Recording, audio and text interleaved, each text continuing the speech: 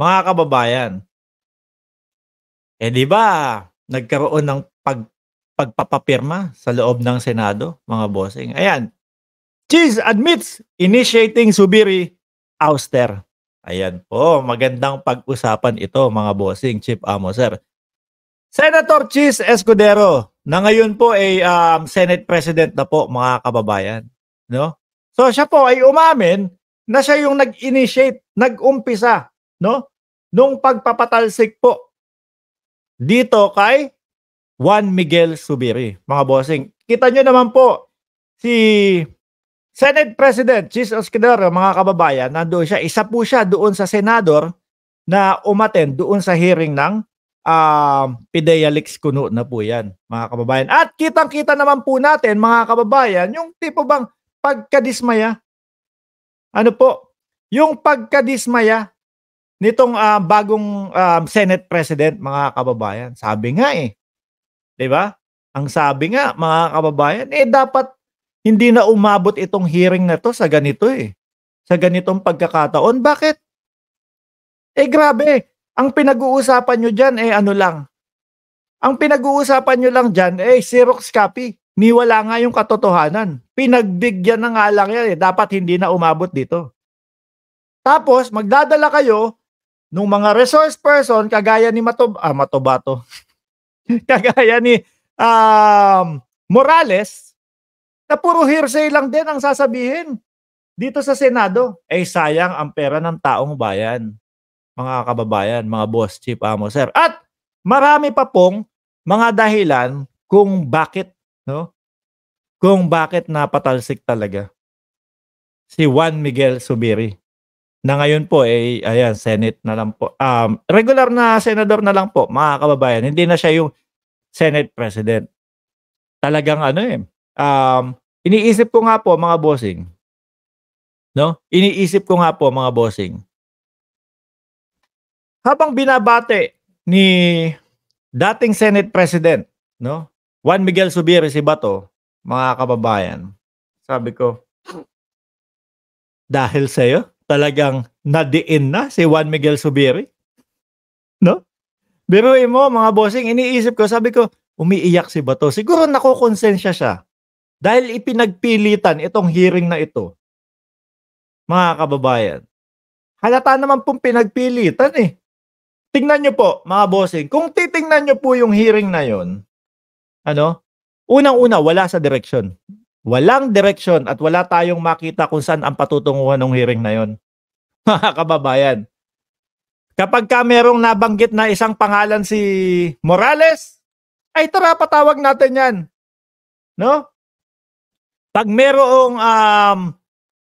merong sinasabi si Morales na out of topic para doon sa hearing na yon, tuloy lang.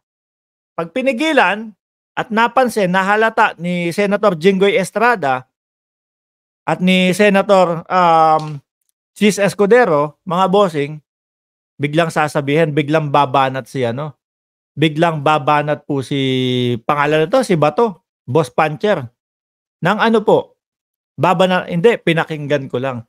Pero kapag po yung ibang mga tao at hindi papabor doon sa pandinig ni Boss Puncher, aka Bato de la Rosa, mga bossing, hindi, masisigawan ka niyan.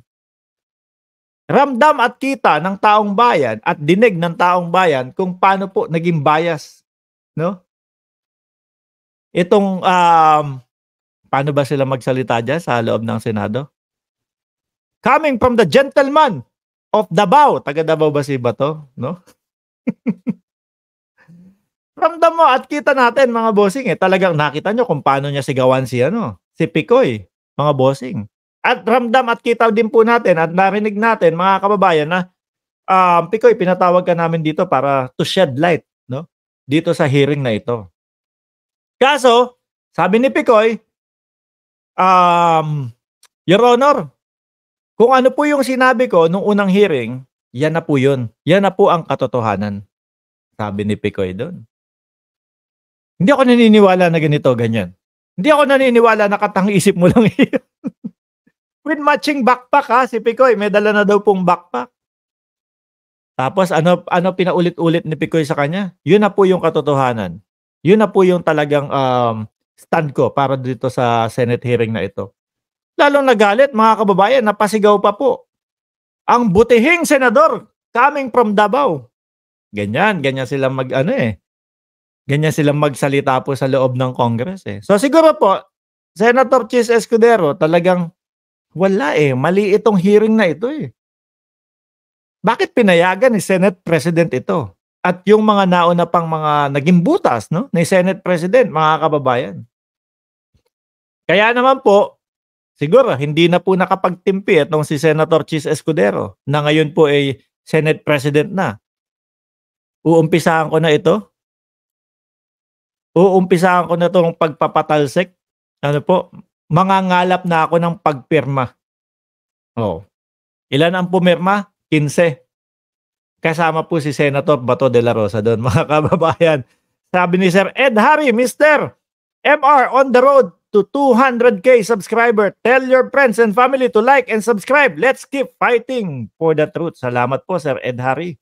Ano po, ilan na lang ba tayo? Kakaunti na lang ata ang kailangan natin eh. Kung di ako nagkakamali. Nako! 193 subscribers na lang pala ang kailangan natin at tayo ay ano na? Ilan na? 200,000.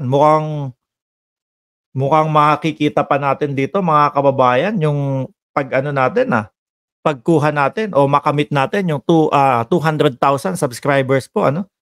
Sabi ni Lorelai DSNR, manawagan tayo mga taong bayan, PBBM, loyalist supporters na mag-resign si Bato soon. Oh. Boss Mark, Madam KD, nandiyan pala kayo no? Napadaan na naman kayo. Sheila Katabin, watching from Singapore. Juan Petisa, Josephine Diwa, Shirley Elihalde, ayan. Roel San Pedro, James Leal TV. Yan mga kababayan, i-like nyo lang po itong live stream natin. And pagkatapos po, mga bossing, i-comment nyo kung pang ilan kayo para ma-shout out ko po kayo, mga kababayan. Especially kapag nag-umpisa na po yung hearing, mga bossing. So, dumako tayo dito sa susunod, mga kababayan. Ito yung susunod natin. Up! Galing pa rin po sa ibang bayan. Wait, mga bossing. Bago po mag-umpisa, ito pong speech, no? Ni Mayor Go, mga kababayan. Sabi doon sa caption, may caption yung building po ay hindi casino o pasugalan. Siya po ay isang call center